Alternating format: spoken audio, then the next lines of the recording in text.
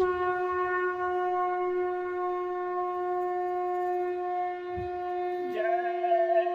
गुरुदेव। जय गुरुदेव।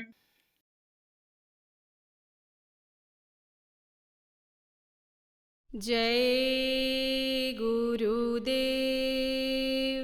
जय गुरुदेव। मेरा तारे प्रभु संग जोड़े कि ऐसा कोई संत मिले। मेरा तार प्रभु संग जोड़े कि ऐसा कोई संत मिले।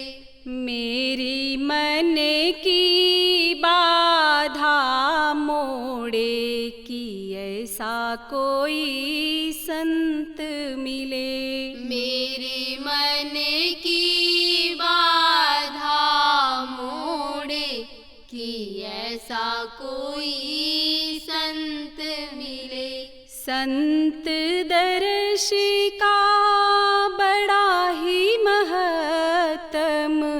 संत दर्श का बड़ा ही महत्तम। दुर्लभ जग में संत समागम।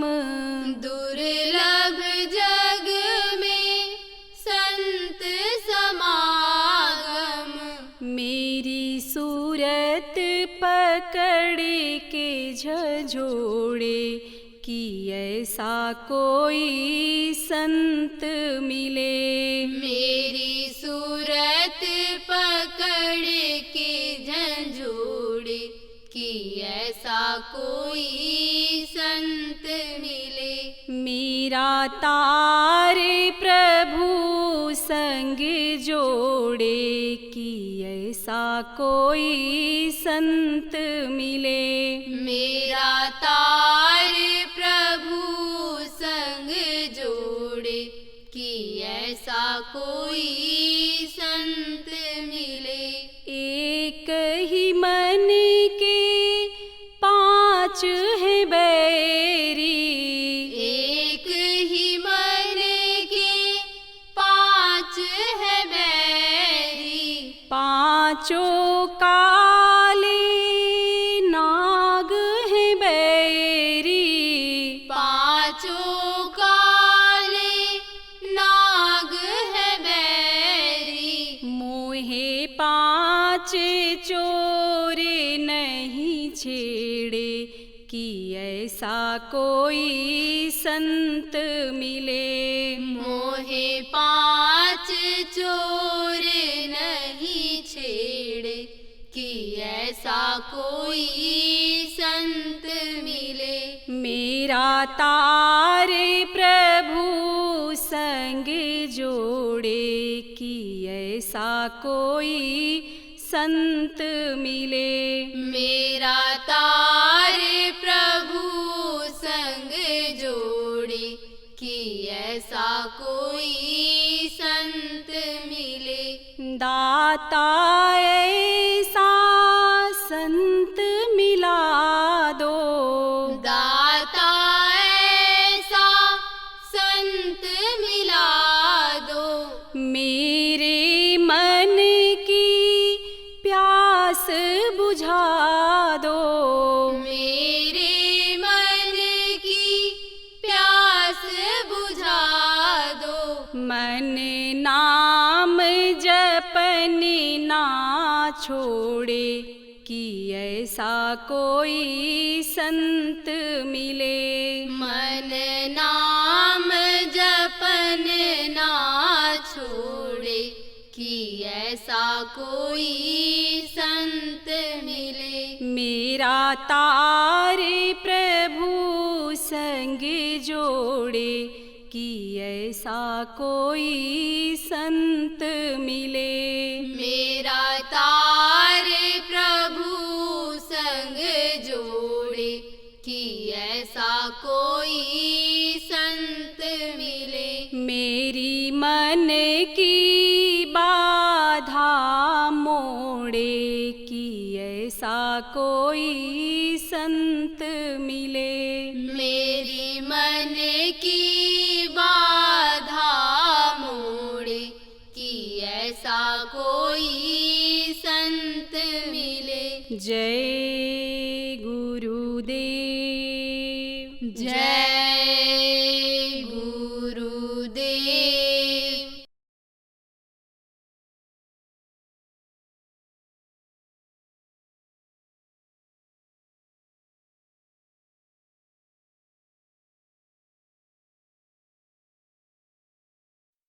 वेद पुराण में सब लिखा हुआ है, लेकिन अब समझ नहीं पाते। वेद कौन जानता है, कौन पढ़ सकता है? संस्कृत की आयतें उतरी थी, उसको लोगों ने संस्कृत में लिख दिया था। संस्कृत तो आप बहुत से ऐसे लोग बैठे हो जो पढ़े ही नहीं। और आजकल तो संस्कृत पढ़ाना भी नहीं पसंद करते।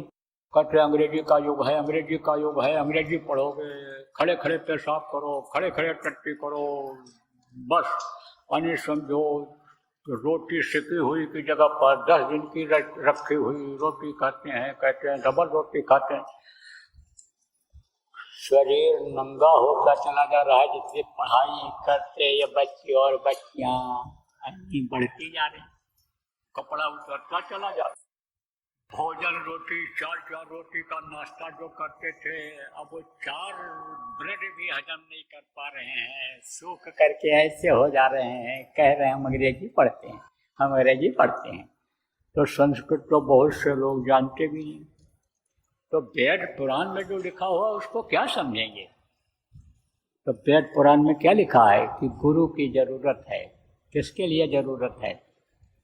जिस तरह से दूध पीने के लिए माँ जैसे गुरु की बच्चे को जरूरत होती है, उसी तरह से इस समय प्रभु को पाने के लिए प्रभु के जानकार गुरु की जरूरत है। जिनको समर्थ गुरु कहते हैं, सच्चे गुरु कहते हैं, उनकी जरूरत है। और नहीं तो ये सब निष्फल चला जाता है, इसका कोई फल नहीं मिलता। ओ चलो भाई ठीक है, कुछ लोग आप इसमें ऐसे बैठे हो, कहोगे हमको जानकारी नहीं थी, नामदान तो आपने ले लिया, गुरु महाराज से ले लिया, उनके बाद जाने के बाद आपको मिल गया, लेकिन आपको सत्संग नहीं मिला, इस तरह की बातें सुनने को नहीं मिली, तो आप तो कहोगे हमको जानकारी नहीं थी। अब हम जानकार हो गए, अब हम करेंगे जो गुरु ने बताया उसको करेंगे। अब हम गुरु की बातों को मानेंगे, वैसा करेंगे। तो अगर आप सोच लोगे इस बात को, और गुरु के आदेश का पालन ही गुरु भक्ति होती है, तो गुरु भक्ति अगर हो जाएगी तो गुरु भक्ति पहले करे पीछे और पाए। गुरु भक्ति अगर आ गई, 2 घंटा समय भी 1 घंटा भी अगर आप निकालने लग गए और सच्चे मन से उसको प्रभु को याद किया, मन आपका साफ हो गया, चित्त आपका अच्छा चिंतन करने लग गया, और गंदगी आपने अंदर नहीं डाला, अंतरात्मा आपकी साफ रही। गंदगी किसको कहते हैं? जैसे मांस खा लेते हैं, मछली खा लेते हैं, मुर्गा खा लेते हैं, नामदान लेने के बाद भी लोग गलती कर बैठते हैं, इधर उधर खाने पीने में ध्यान नहीं रखते हैं, तो कर्म वो आ जाते हैं, और कर्म आ जाते हैं तो जमा हो जाते हैं। तो जब कर्म गंदा रहेगा तब भी वो भगवान नहीं मिलेगा, मन नहीं लगेगा उसकी तरफ, वो बुरे कर्म उसको बुराई की तरफ ही ले जाएंगे, वो गंदगी बुराई की तरफ ही ले जाएंगे। तो अंतरात्मा अगर साफ हो गई और तो मन चंगा हो जाता है, मन साफ हो जाता है। तो तन मन से सच्चा रहे, सदगुरु पकड़े बाण, काल कभी रोके नहीं, देव रावता। ये जो कदम कदम पर बाधा आती है, काम में जो रुकावट आती है, ये जो आप भ्रम और भूल में पड़ जाते हो, फिर भ्रम और भूल में नहीं पड़ोगे, फिर काम में रुकावट नहीं आएगी, भजन भाव भक्ति में बाधा फिर नहीं आएगी। अगर तन मन से सच्चे हो जाओगे और सच्चे मन से उस प्रभु को याद करोगे तो वो प्रभु मिलेगा, मिलेगा। वो किसका भूखा होता है? प्रेम का भूखा होता है। प्रेम अगर उससे करोगे, अभी तो प्रेम ही नहीं हो पा रहा है, क्योंकि उसको देख नहीं पा रहे, उसका नाम तक लेना भूल गए, उससे मिल नहीं पा रहे। तो प्रेम तो मिलने से ही होता है, तो प्रेम नहीं पैदा हो रहा है। अब अगर प्रेम पैदा हो जाएगा, अंदर में उनका दर्शन होता है, अंदर में दर्शन हो जाएगा, और प्रेम अगर पैदा हो जाएगा तो पल पल वो याद आएंगे। दमदम पर सिजदे होंगे, सिर उठाने की फुर्सत है, जहाँ दमदम पर होते हैं सिजदे, दमदम पर प्रणाम होगा उनको। और जब उनको याद करोगे तो देखेंगे आपकी तरफ और आप के ऊपर दया करेंगे। तो प्रेमियों, जो भी नामदानी हो, आप इस बात को समझो कि आपको सुमिरन ध्यान भजन बराबर करना है और लोगों को कराना भी है। देखो अभी यहाँ हाथ उठवाया जाए और कहा जाए भाई नामदान लियो हो, बहुत लोग उठाओगे। और कहा जाए नाम याद हो, हाथ उठाओ तो बहुत लोग उठा दोगे। लेकिन पर्चा दे दिया जाए, कागज और कलम दे दिया जाए और कहा जाए लिख करके दो, तो आप निकलोगे इसमें पुरुष और स्त्री मिलाकर कि सही उच्चारण नहीं कर पाओगे। बुलवाया जाए तो सही उच्चारण नहीं कर पाओगे और गलती लिखने में भी आप करोगे। क्यों? क्योंकि ये तो आपने सोचा कि अंधे के हाथ बटेर लग गया, ये तो हमको चलते चलते मिल गया। मेहनत तो किया नहीं आपने, सत्संग आपने सुना नहीं, नाम के महत्व को आपने समझा नहीं, नाम के बारे में जानकारी आपने किया नहीं, तो अब आप उसकी कदर नहीं कर रहे हो। जबकि ये नाम जो आपको मिला है और गुरु के आदेश से प्रेमियों जो आप नए लोग आए हो आपको दिया जाएगा, इस नाम में बहुत बड़ी शक्ति है, बहुत बड़ी पावर है। देखो ये प्रभु का नाम है, उसका नाम ये प्रभु का है जो सबका मालिक है। देवी देवता जिनको आप भगवान मान लिए हो, सूरज चंद्रमा ये जो आपको रोशनी देते हैं, गर्मी देते हैं, इनको आप भगवान मान लिए हो, हवा पानी को आप भगवान मान लिए हो, यह सब उनके बनाए हुए ही सबके पिता वो हैं जिनको अनामी कहा गया। उनका कोई नाम ही नहीं है, उनका कोई रूप ही नहीं है, उनका देश का कोई माप तौल नहीं है जहाँ पर वो रहते हैं, जहाँ उनका पसारा है। वो जो आवाज़ वहाँ से निकलती है, यहाँ सुनाई पड़ती है, वो समझो कि वो नाम है। वो उनका समझ लो कि जो जैसे कहा कि जाती रही भावना जैसी, प्रभु देखे तैसी, जैसे जिसके भाव होते हैं वैसे वो उनको दिखाई पड़ता है। जैसे मोटी बात आपके समझो, आप कहीं जा रहे हो रात में और दो आदमी हो और कोई देखो लकड़ी का ऐसे पेड़ है, कोई कट गया है, थोड़ा सा टुकड़ा है, उसको देखोगे तो कहोगे आदमी खड़ा है, तो दूसरा देखेगा तो कहे ना ही आदमी नहीं, अब फिर सोचोगे नहीं है, फिर वही दिखाई पड़ने लगेगा, आदमी ही दिखाई पड़ने लगेगा, और फिर कहोगे नहीं है भाई आदमी खड़ा है, कोई दूसरा कहेगा नहीं आदमी नहीं है। तब क्या है, तब वो अपने अंदाज से देखेगा, कहेगा लगता है जैसे कोई जानवर खड़ा हो। अलग अलग होते हैं विचार आदमी के, अलग भावना अलग अलग आदमी की होती है, तो जाके जैसी भावना होती है वैसा ही वो देखता है। तो आप समझो प्रेमी कि भगवान है और भगवान को देखा जा सकता है, देखे हैं लोग, और विश्वास जब हो जाएगा तो उनको उनसे मिला जा सकता, देखा जा सकता है। तो देखो ज़्यादा समय आपका नहीं लेंगे, समय निकला चला जा रहा है, नामदान देना है आपको। तो ये जो नाम आपको बताया गया, ये किसका नाम है? उस प्रभु का नाम है। देखो ये राम नाम, कृष्ण नाम और ये सब जो नाम रखा गया, और आज जो इनके नाम पर नाम लोग रखते हैं, राम विलास, राम नैन, राम कृपाल, राम लगा करके अन्य नाम रखते हैं। अब भी अब तो इस समय ऐसा नाम रखते हैं कि बहुत से लोग कह ही नहीं पाओ और उसका कोई मतलब भी नहीं निकलता है। अंड बंड नाम ऐसा वैसा रख देते हैं। गुरु महाराज से भी नाम लोग रखवाते थे और हमसे भी रखवाते हैं। तो गुरु महाराज भी कोई न कोई देवता के नाम पर राम रखते थे और हम भी उसी तरह का रखते हैं। थोड़ा बहुत परिवर्तन कर देते हैं कि जैसे एक भगवान के कई नाम हैं, तो मान लो कोई अच्छा लगने वाला नाम है तो वो हम लोग बता देते हैं, लेकिन उसको भी ये लोग नहीं पसंद करते हैं। ये औरतें कहती हैं कि कोई और नाम बता दो, और ना कुछ बोलो तो आदमी लेकर लड़का को आ जाएगा, फिर उसके बाद दूसरा नाम यानी समझो न पसंद आया, मान लो बता भी दो तो फिर लड़की लेकर आ जाएगी, हमारे भैया का नाम रख दो, हमको पसंद ही नहीं आता है ये नाम। क्यों? इसलिए कि कहेंगे कि ये गरीब हैं, ये गंवार हैं, इनका रहन सहन अच्छा नहीं है कि ये पुराना देवी देवता भगवान के नाम पर नाम रखे हैं, इनको कोई जानकारी नहीं है। तो पहले लोग नाम रखते थे तो किसके नाम से रखते थे? देवी देवताओं के नाम से नाम रखते थे। रामचंद्र जिनको भगवान कहा गया, राम जिनको भगवान कहा गया, उनका नाम किसने रखा था? नाम रखते थे ज़्यादातर गुरु लोग बच्चों का, तो गुरु ने उनका नाम रखा था। क्या नाम रखा था? रामचंद्र। यानी राम का जो प्रकाश है इनके अंदर है, और ये प्रकाश, ये रोशनी राम की फैले। तो जैसे जय गुरुदेव नाम हमारे गुरु महाराज ने बताया, अब लोग जय गुरुदेव इसी गुरु महाराज को कहने लगे थे, और आज भी जय गुरुदेव ही कहते हैं। और जय गुरुदेव के प्रचारकों को भी लोग, बहुत से लोग जय गुरुदेव कहने लगे थे, और अब भी जय गुरुदेव कहते हैं, गुरुदेव जय गुरुदेव अब भी कहते हैं लोग। तो अब आप ये समझो प्रेमी कि वो शक्ति गुरु महाराज में आ गई थी जो नाम को जगाया था।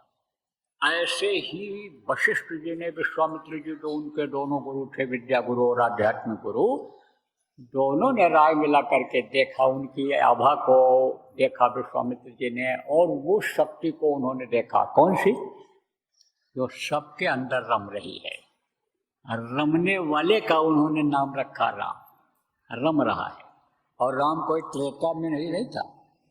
आप ये समझो कि राम की व्याख्या संतों ने भी की है, जिसको सब में रम रहा है। किस में रम रहा है?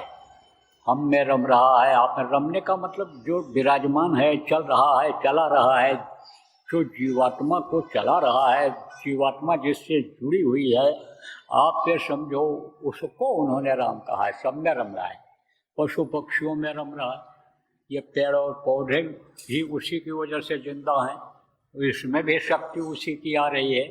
तो जो सब में रम रहा है उस राम का लकाव कहा। इनका चंद्र जैसा प्रकाश फैलेगा। चंद्रमा कहाँ रहता है?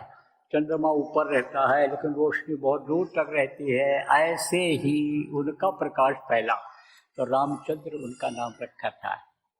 तो वो उस प्रभु का नाम जो है, ये नाम जो ध्वन्यात्मक नाम बताया गया, शब्द भेदी नाम बताया गया, जो नामदान प्रेमियों आपको दिया गया, वो ये कोई मुँह से लेने वाला नाम नहीं है।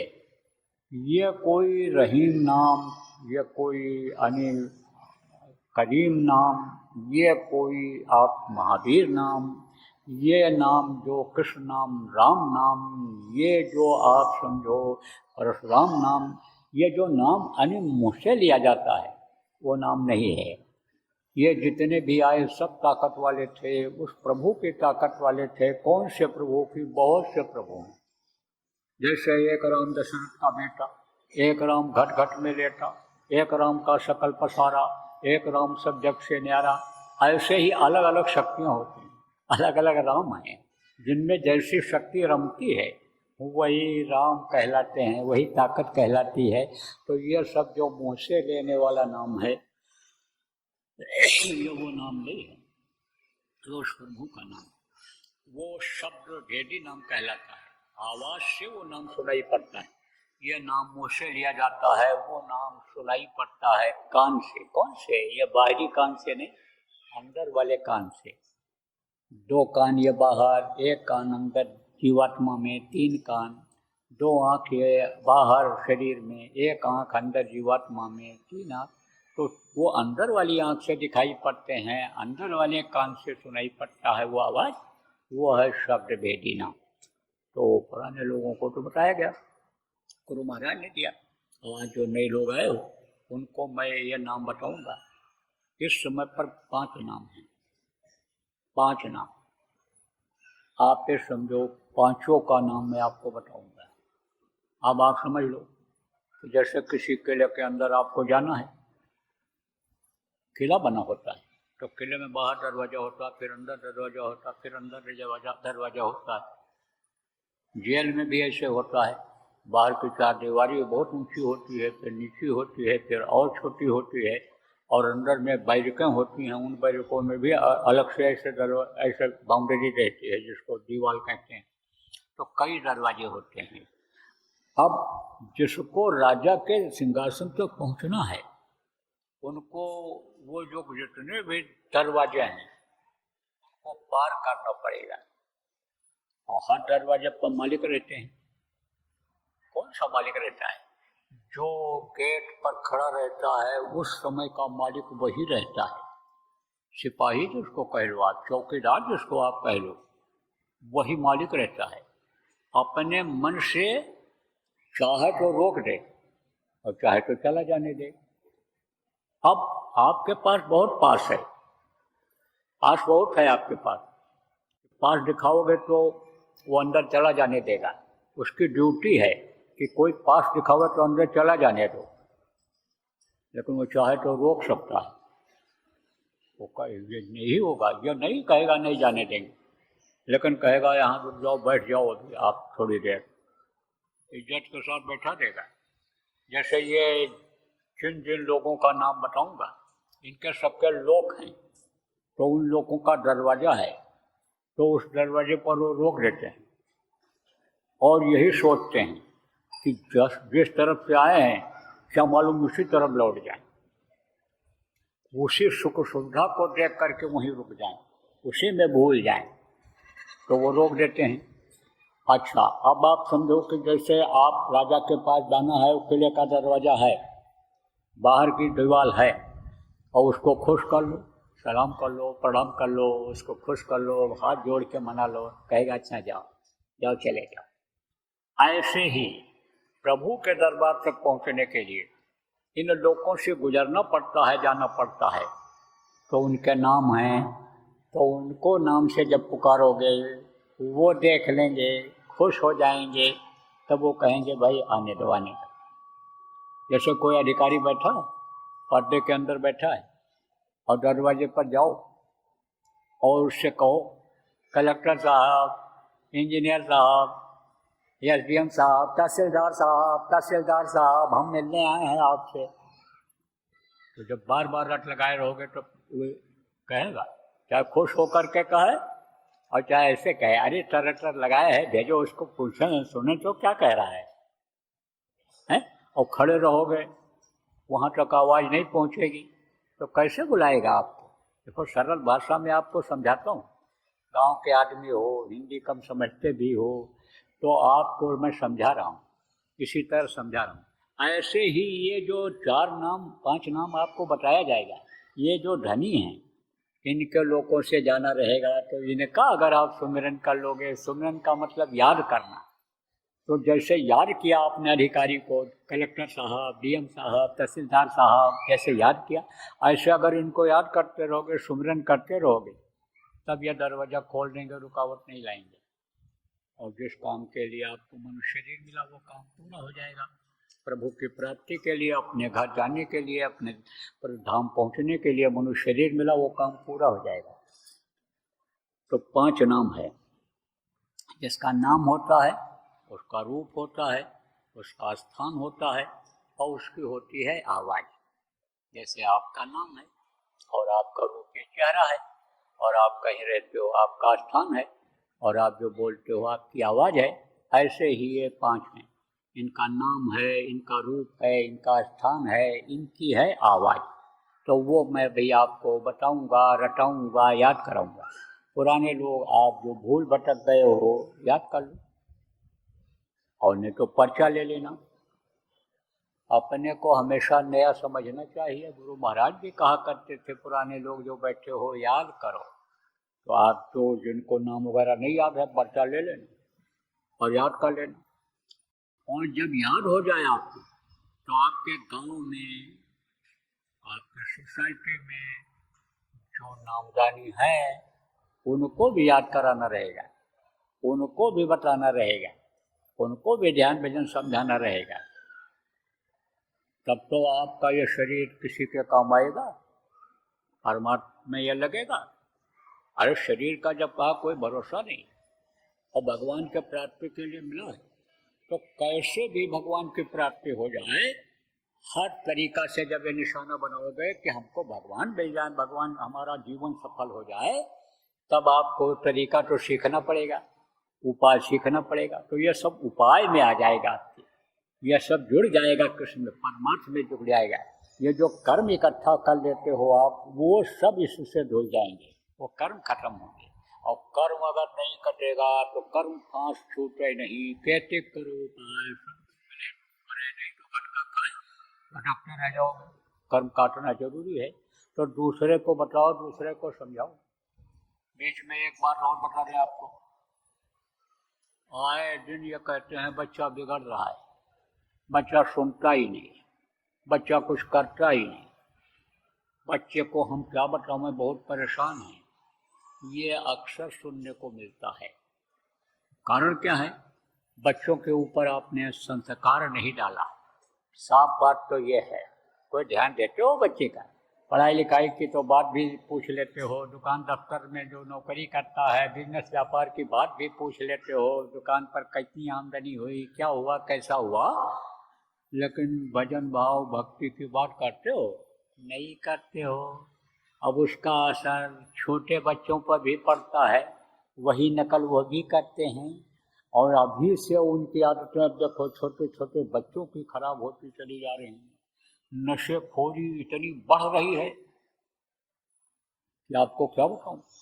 अभी कल मैंने देखा, यहीं पर देखा, आपके यहीं आश्रम के यहीं बगल में देखा। कहाँ से देखा? जहाँ मैं बैठा कुटिया बनाओ, उसके दरवाजे से खिड़की से देखा। वो बच्चे ऐसे बैठे थे, हवा का रुख था, तो हमने देखा कि ये तो धुआं कुछ इस तरह का बदबूदार आ रहा है। तो कुछ में से झांक करके बाहर की तरफ देखा, छोटे छोटे बच्चे बैठे सिगरेट पी रहे हैं। अब वो किस चीज़ का सिगरेट है? देखने में तो तंबाकू का लगता रहा होगा, लेकिन उसके अंदर गांजा या कोई नशे वाली चीज़ मैं तो कभी सूंघा तक नहीं, हाथ में नहीं लिया उस चीज़ को। तो अब आपको क्या बताऊं, लेकिन तेज नशे वाली चीज़ थी।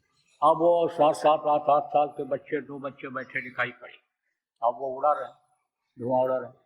अगर इस तरह से नशेबाजी बढ़ी, आपने अपने अपने बच्चों का ध्यान नहीं रखा, उन बच्चों को अगर आप कहते, मैं ही कहता इनको पकड़ो समझाओ मारो, उन्हीं के बाप माँ नाराज हो जाते हैं, बड़ा मुश्किल। आजकल तो ऐसा जमाना आ गया कि अगर किसी को अच्छी बात बताओ तो उसको खराब ही लगता है। अभी वही बच्चे, छोटे छोटे बच्चे देखो, मास्टर को चाकू मार दे रहे, गोली मार दे रहे, वो कर रहे, बिगड़ रहे। तो जान का खतरा भैया पैदा कौन करे? लेकिन आप तो अपने बच्चों को समझा सकते हो, हम तो कह सकते हैं। अब तो हमको दौड़ के पकड़ भी नहीं सकते थे, हम समझाते तो हमारी बोली भी वो नहीं समझते। तो आप तो अपने अपने बच्चों को संभालो।